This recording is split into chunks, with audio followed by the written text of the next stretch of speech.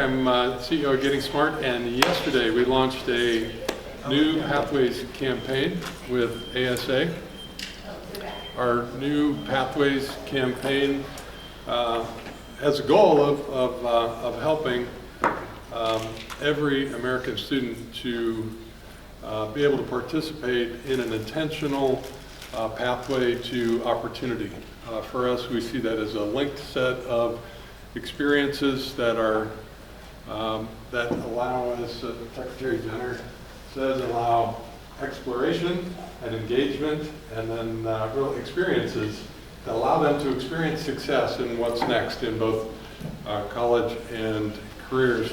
Our Pathways campaign is going to explore unbundled learning, broader access to new forms of learning both in and out of school, credentialing. We had a great lunch conversation about this, the new opportunity that we see of helping human beings better capture and communicate who they are and where they're headed. We think the old list of credits and grades hasn't fully served us, and that there's a new opportunity to create credentialing systems and learner records that better capture and communicate human capability. We're going to look at accelerated pathways that shorten the time to degree or credential. We'll also look at new learning models, particularly new secondary models that embrace project-based learning as well as accelerated skill development, and do both of them really well. We will dive into support and guidance. The idea that every student could be on a personalized pathway if they have advisors and algorithms that walk alongside them and provide personalized and localized guidance linked to opportunity. And then finally, we'll look at pathways at scale in policies and systems and networks. So stay tuned for more on that front. You'll find that at gettingsmart.com. As we get ready to dive into the idea of pathways, more intentional sequences of experiences for young people, I wonder what kind of questions come to mind for you that you'd like us to explore today. Jane, Governor. How do we make sure that we're helping students to find purpose in pathways and not tracking? Yeah, both of those are super important, right? There's two different ones. How do I think about who I am? I love how ASA describes getting to know myself. Our friends at Cajon Valley in San Diego talk about kids that know strengths, interests, and values. So knowing yourself, connecting that to opportunity. And then as we begin to move away from all kids need to go to college and open up that range of possibilities, how do we do that with equity? So we'll try to explore that. Katie, I want to know how you're, and I know Paul, you're dealing with that. Other pathway question? I would just like to be, I'm interested in what Katie was talking about earlier around the stackable credentials. That pathways can lead to stackable credentials for students. I've had some experience with students who gained those in high school that have enabled them to go on to further education because they were using their skills. Thank you. As a Right side now job. there's probably 1 million credentials that are out there. It's kind of a mess. They don't really stack. They don't really stack into opportunity. At lunchtime, Secretary Jenner was talking about we're at the beginning of skills-based credentialing, and how would skill credentials stack towards opportunities. So that's a terrific topic to dive into. Other topics you hope to learn more about? I'd love to learn more about the out-of-school learning that you have in mind and how that's defined, and if there's a cost, who pays for that? That's great.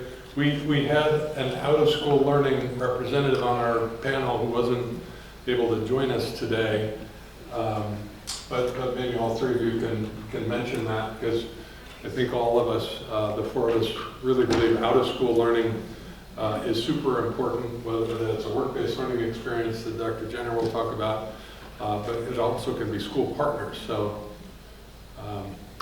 thank you for that. I'm just thinking about Operation Breakthrough in Kansas City is a terrific school partner that provides career exploration opportunities for kids from preschool all the way to college. So great examples of out-of-school learning. One more, the question you'd like to tee up for the panel?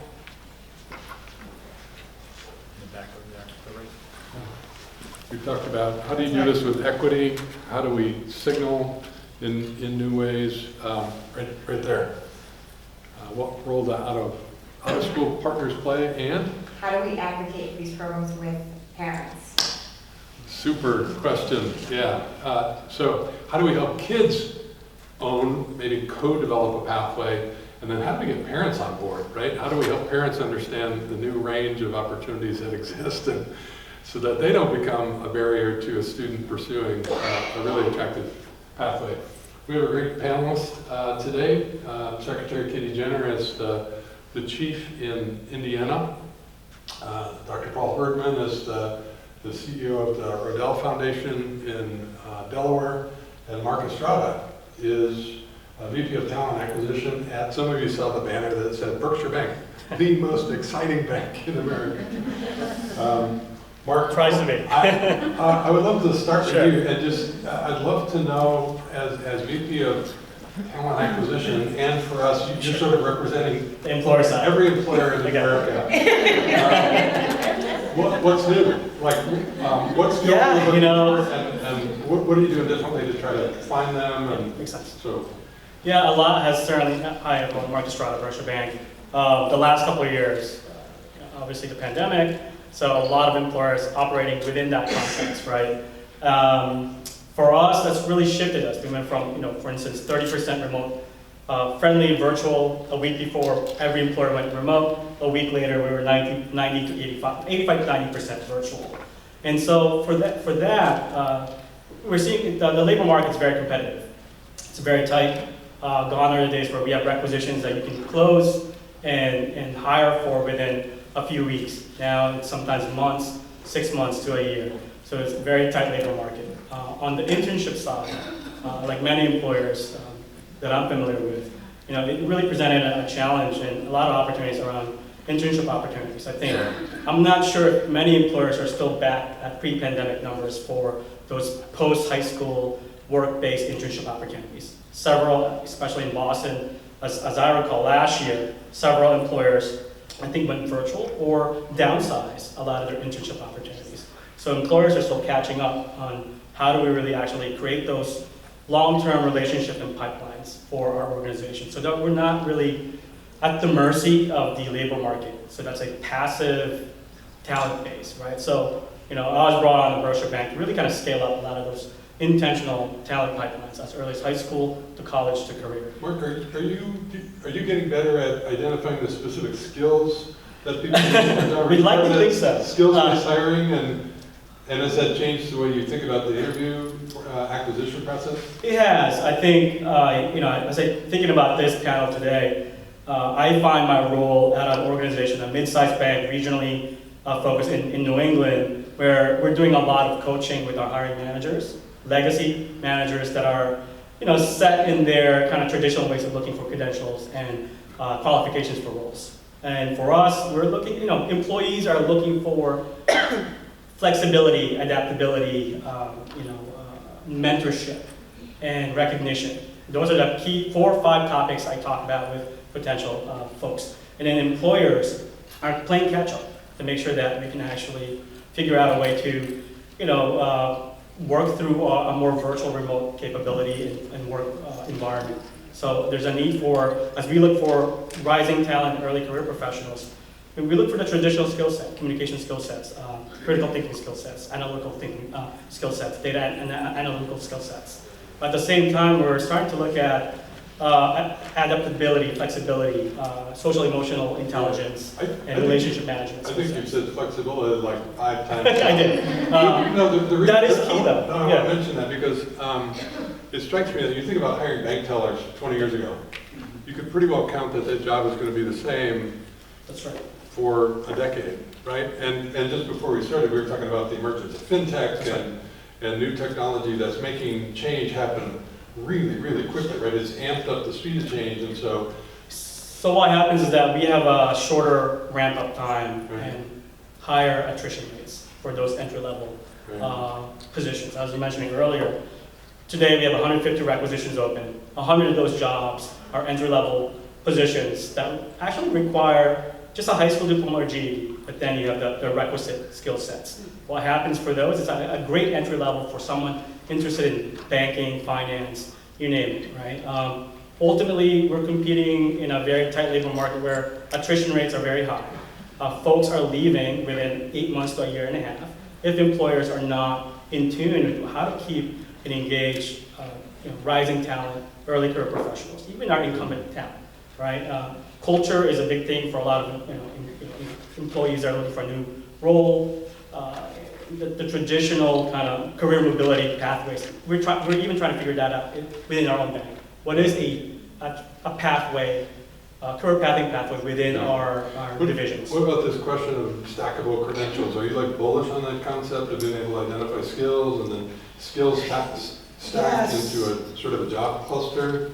I said yes and no. For the 100+ openings we have, we certainly focus on non-traditional stackable credentials, such as maybe Python coding or data visualization or analysis.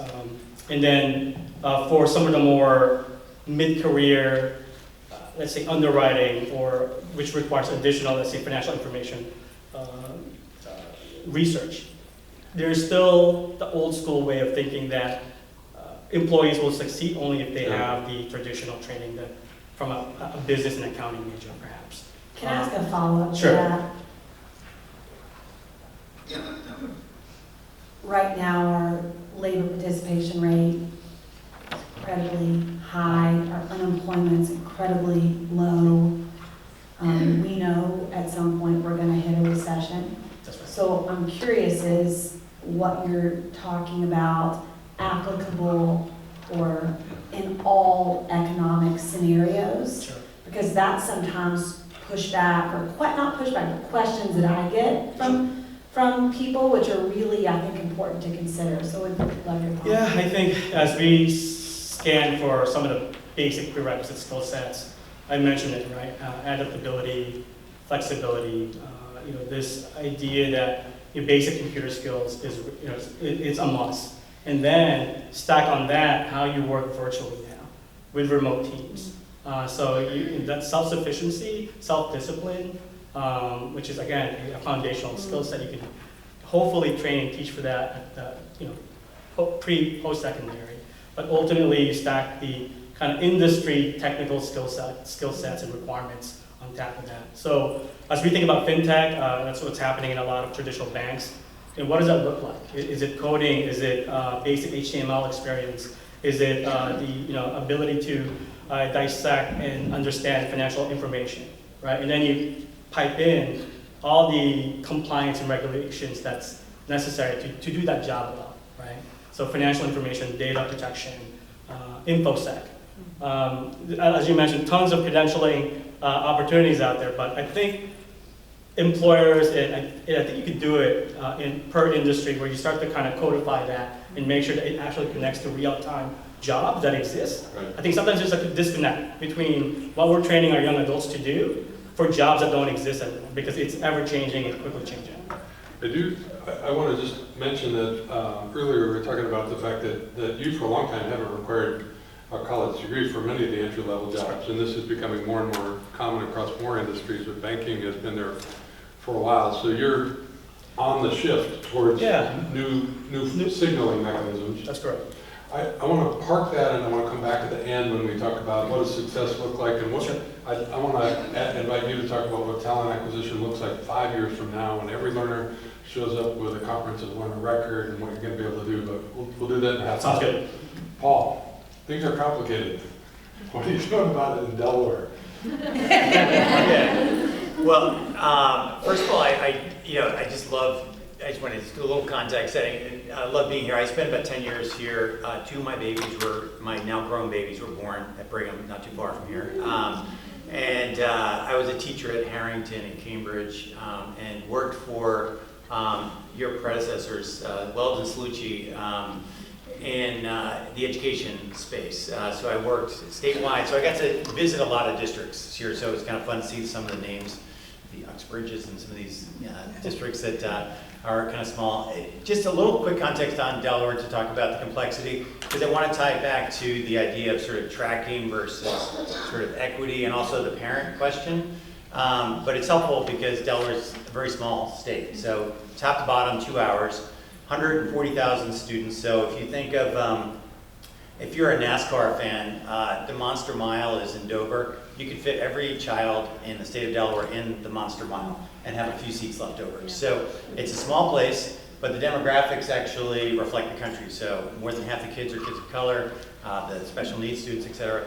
So in terms of what we've been doing in terms of the pathways piece here, we started, and I'd say we in the sense that there are partners at a comprehensive high school, a business, and our community college, Del Tech Community, that started with one partnership with 27 students about 6-7 years ago, and it was in advanced manufacturing because it was a new company coming here from California or to Delaware that was trying to develop fuel cells. Nobody knew how to do it, so they said, help us figure out the curriculum, blah, blah, blah. 23,000 students today, so we're now over half of our high school kids are in a career pathway. So we have 10,000 kids roughly per grade, so 40,000 kids in high school, so over half.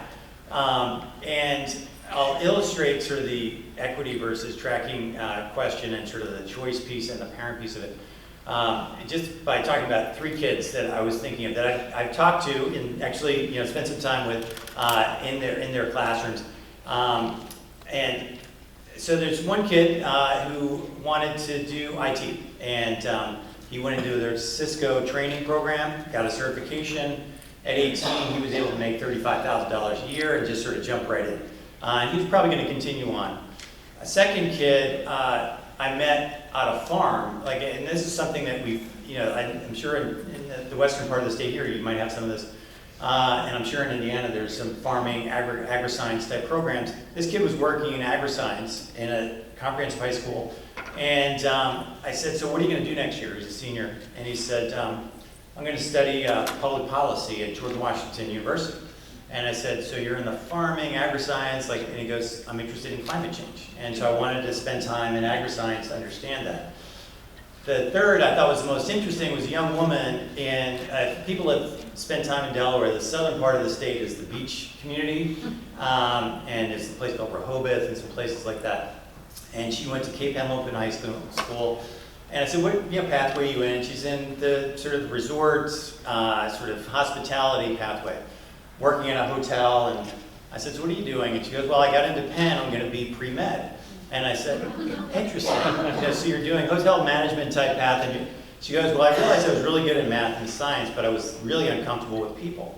And so I realized that the hospitality pathway might be a good way for me to kind of build my people skills. So I guess I share that because it's really about, I think one of the things that parents are a little concerned with when they hear the word pathways is that you're going to make a life choice for your 14-year-old for the rest of their life, and it's not the case. It's an option. Way to figure out some good options. And the other piece, in terms of engaging parents, is parents are the best way to engage other parents. And you get past that 50% mark, you get to scale, and maybe it's in a region, and you realize that it's not just for those kids who are not going on to a traditional four-year, but it's for kids who want to go to med school or want to go to law school. It's an opportunity to get, I guess the last thing I would say is just 3 things that traditional high school kids were not really getting. One is upwards of a year's worth of college before they leave high school. Second is a meaningful credential that they could actually take outside of Delaware. And then third was a meaningful work-based learning experience. And I know at least Tom and I think are in the same ballpark, but kids aren't cutting lawns or delivering papers anymore. There's not really even just a lot of great ways for kids to do meaningful work-based learning. And the economy is changing so fast. To get folks into a banking setting or whatever else, and basically do what, say, Northeastern does so well, and why it's such a popular school right now, is that you're getting kind of an at-bat while you're in high school to what you might like or might not like. Is part of your grant making in Delaware, are you actively advancing work-based learning? Yeah, so we're serving more as an intermediary. So we're doing more project, we're more of like an operational foundation at this point.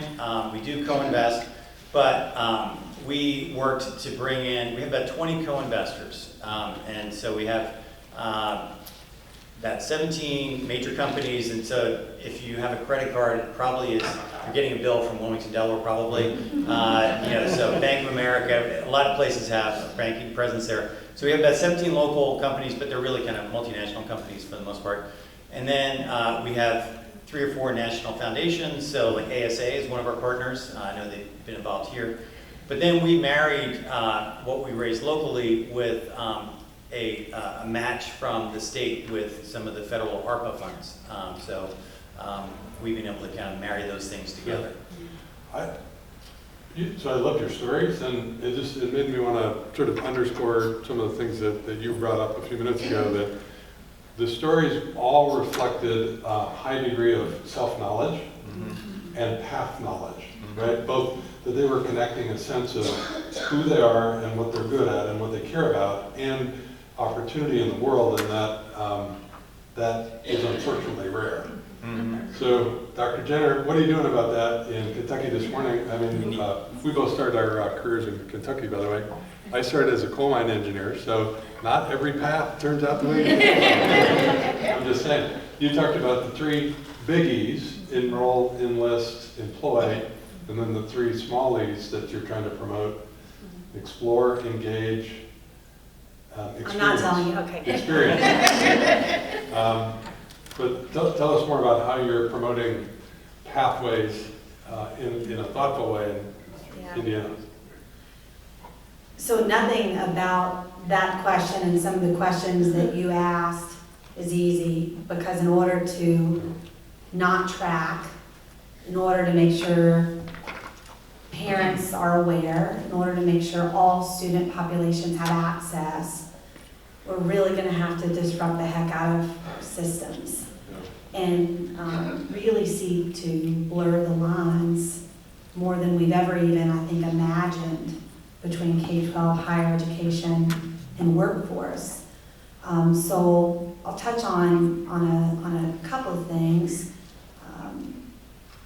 And maybe I'll go back to, somebody grabbed me after the morning session on Indiana GPS and really making sure we are clear-eyed about our data from early learning through K-12, through what's happening after they leave us, and are they finding success?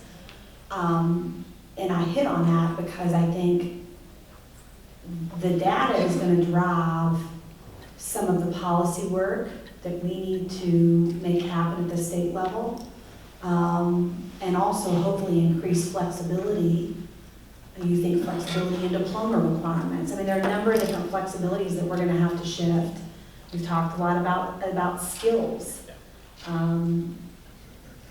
I don't know of any state in our country right now who knows how to measure skills, but yet we know they're valuable. So what does a skills micro-credential look like, and how does that stack?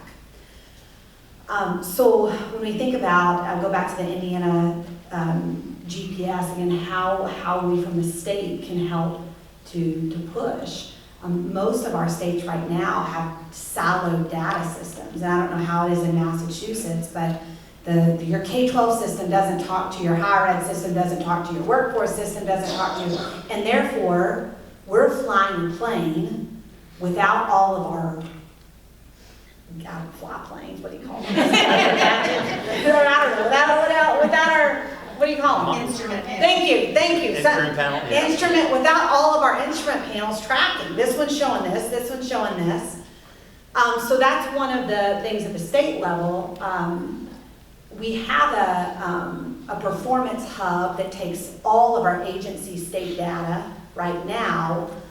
But we as a department are also MOUing with internal partners within state government and external to try to get to this data to make sense of some of how to drive that forward.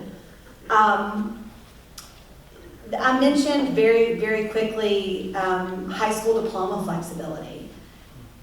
whatever state you're from, I would encourage you to find out when was the last major diploma transformation in your state.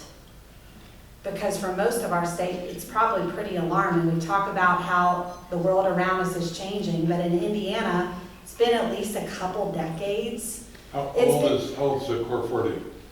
Is it 10 years old? Oh no.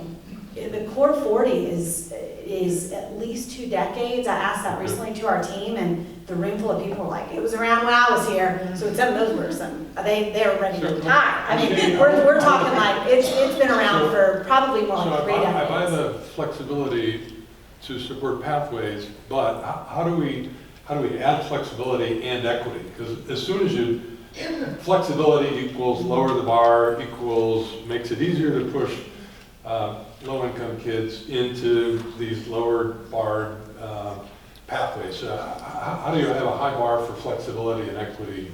Well, I think before we even ask that, we have to think of what are we driving towards? Yeah. What at the end of high school, where should kids be? What career or college credentials should they have? What skills should they have affirmed? Which by the way, somehow we're gonna have to figure out how that equates to currency.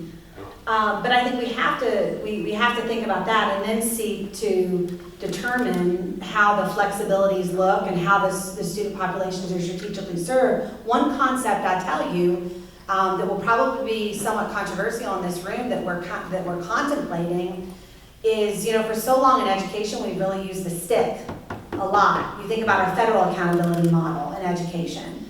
And therefore our state accountability model, and very test score heavy, very, very test score heavy.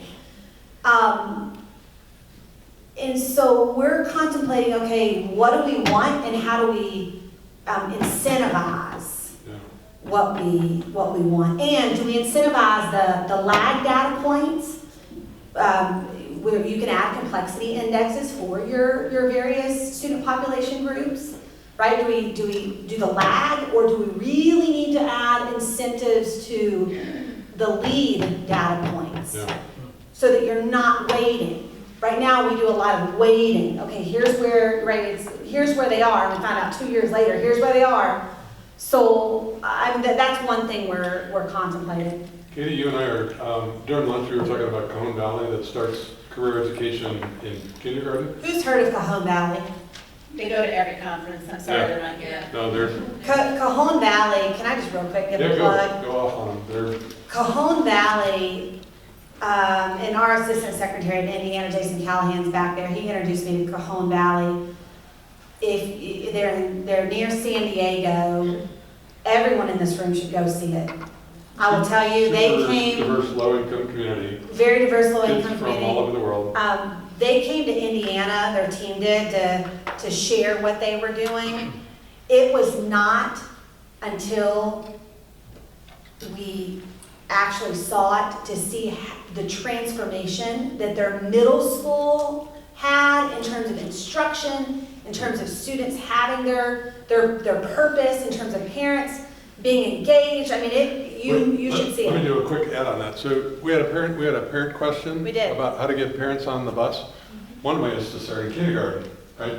And one of the cool things that happens in Cajon is that parents and kids go to a career lab together and imagine possible futures for each other, right? For the kid and the parent. And so I think this early exploration that starts with being able to look at a lot of different career opportunities and imagine possible futures. If a parent is actively engaged in that early on, that has to help build support for an identified pathway. Do you buy that? And I would also add, this was really more, not what I've seen yet in Indiana, but when I was at the school district level, the educational attainment rate in the county I live is 31%. That probably blows your mind in Massachusetts. And so think about that when I go to the grocery store, 1 in 3 people have anything above a high school diploma. And what we found when we started implementing some of our opportunities, and parents would come with their high school student, is they then had a parent option too, not for them to learn about it and have a path. Because many of our adults don't have a path. And our commissioner for higher ed isn't here, but we have 1.12 million K-12 kids who I think about every second of the day, but he always talks about the 1.9 million adults who have started and didn't finish, so we just, or are kind of lost out there.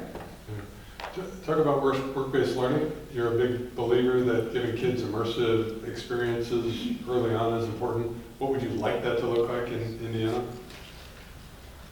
So I do not think there's a one-size-fits-all model, but I do think Should we add it to graduation requirements? maybe a capstone of some sort. Yeah. I mean, there are a lot of different concepts out there, but I think one of the things we're contemplating in the work-based learning space is, while it's not a one-size-fits-all model, we do have to find a way to potentially define a tier system, if that makes sense. I only say a tier system because we've got to quantify what's happening now, which I don't think we have a good handle on in the country. We're all talking about work-based learning, but if we gave everybody an index card or a Google survey, we'd all define something different, right? So we're looking at looking at a model where, work-based learning experience might be this if it's standalone. Sorry, this table's not as strong as I thought.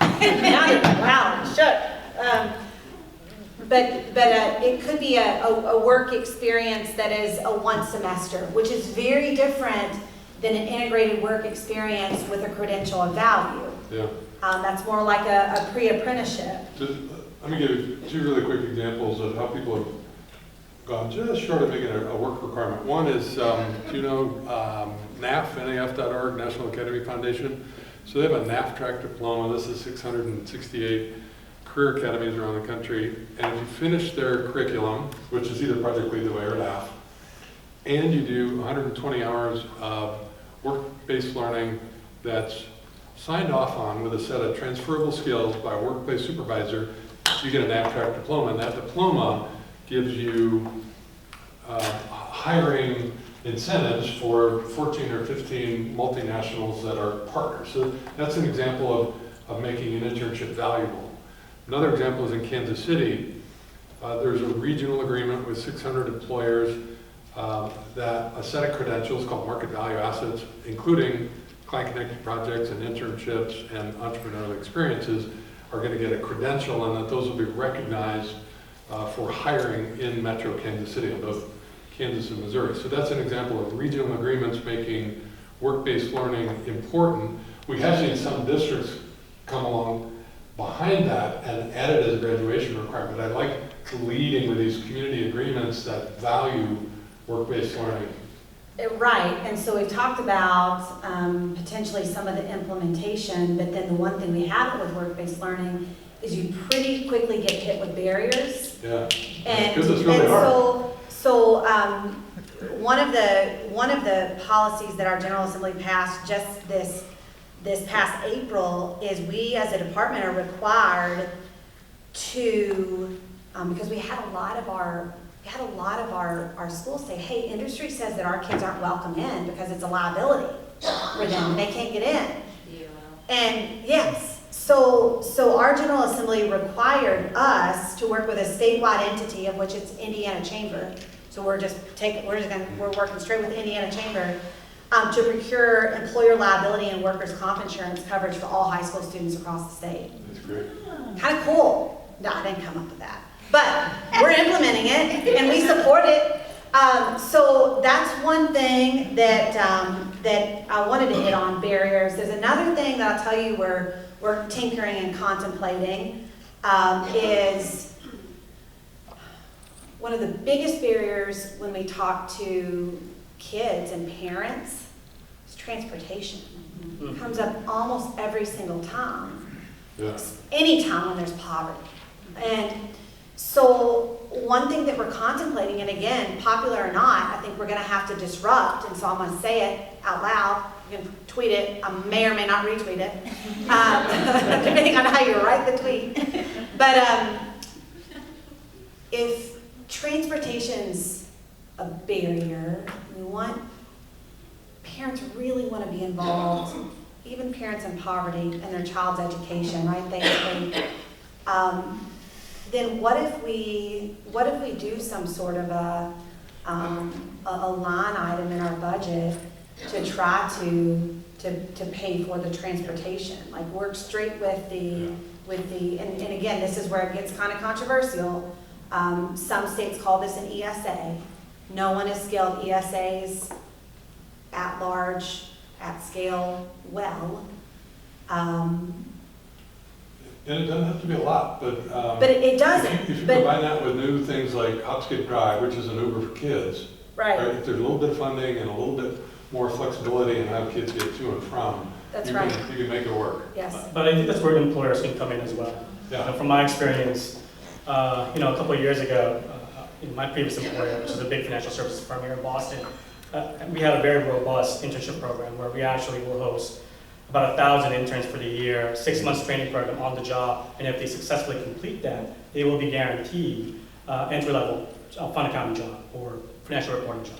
One of the graduates we had, a high performer, I think top of the class for that cohort, secured a position for one of our key divisions here in Boston, and the first week on the job, we realized was late for work, not showing up a couple times, and then ultimately we worked with our nonprofit partner who was a support for that program, and found out that unfortunately the person was having a lot of stressful outside of work issues, potential homelessness, potential violence at home, and lack of transportation. And that's what we actually found, was that this individual was having a hard time getting to the location where we placed this individual for that person's first job post secondary. And it took a little bit of negotiating and obviously working with a few other partners to actually find a solution. One, we made sure that we replaced the placement or that person's job in Boston versus Quincy, let's say that, as an example. And really made sure that we had some social, emotional support in place as well, given some of the issues that were revealed. And then ultimately a stipend. I think for us, it was not a hard thing to find an opportunity to purchase a train, a heat pass, a bus pass for the first month. So did you hear that? He called it a stipend. Yeah, I mean, that's call where, it whatever we want. We're about making impact. We can't let some of this get in our way. Yeah, and I think fast forward many years later, that person's still employed at that job, continues to be successful. And I think that was, it would have been a missed opportunity for us as an employer to not investigate a little bit just to see what was going on and find out actually other things that we take for granted, such as access to affordable transportation. And we were able to kind of pivot quickly, and then ultimately, once that person got their first paycheck, was never an issue again. But it would have been a not successful outcomes of losing someone that successfully completed the program and then did not, successfully, I guess from a retention perspective, from us, for an employer, really kind of see the connection to the work and then advance potentially. Right? Paul, 1 minute on Delaware Pathways. Why is it important? Well, I mean, I think there's a few things. One is just more from a national perspective. I mean, there's a range of different efforts that are going on. I was just on a phone call. I'm on an advisory committee to the state of Colorado. And for the last 2 years of school there, they've actually said, they looked at their data and said kids are often bored or could kind of advance more quickly. So they actually give them the ability to use the last 2 years and have a scholarship of sorts to go on to college or do work-based learning during those last 2 years. I think we're at this moment as a country where we are actually in a similar moment to where we were 100 years ago. So 100 years ago plus, turn of the 20th century, the US was the first to adopt high school as a mandatory requirement. And so around 1910, only about 7% of kids completed up to grade 12. By 1940, it was about 85-90% completed high school. we were the only country in the world that was able to do that and sort of have it be a given. And that really repositioned us globally as the most educated workforce in the world. I feel like we're at a second major inflection point where it's, rather than grade 12, it's really the expectation is up to grade 14, and that a work-based learning experience is going to be a part of that, and it's going to be more of this blurred experience. But I think one of the things that's really exciting is that we are seen as, in a global perspective, I've gotten a chance to go visit Singapore and Shanghai and Finland and Germany, et cetera. They are seen as further advanced on this, but many of those countries are smaller than our states. And we are more diverse. And if we could have 50-some experiments, and you got red states, you got blue states, you got purple states. You pointed to me like we're a red state. I can say you are. It's kind of make it uncomfortable. It sounds like a new bargain. Every kid on the pathways, that by grade 14, you have a certificate, a degree, a job. Yeah, and Ken, the last thing I would just say, we are about to enter into political gridlock, right, with the midterm elections. And this is one area that both red and blue state leaders agree. So if you were to look at Glenn Youngkin's gubernatorial campaign literature in Virginia, and you were to look at Joe Biden's presidential platform, the only thing that crosses over is college and career access. And so even when we hit this gridlock, this could be a place where there could be some real movement. We're going to have to call it a wrap there. We actually need like another hour, Jane. Can you? This is a very cheap venue, so I'm sure I can. Anyway, what a great panel to talk about pathways. We could do a lot more with you, but we appreciate what you've given us. Thank you.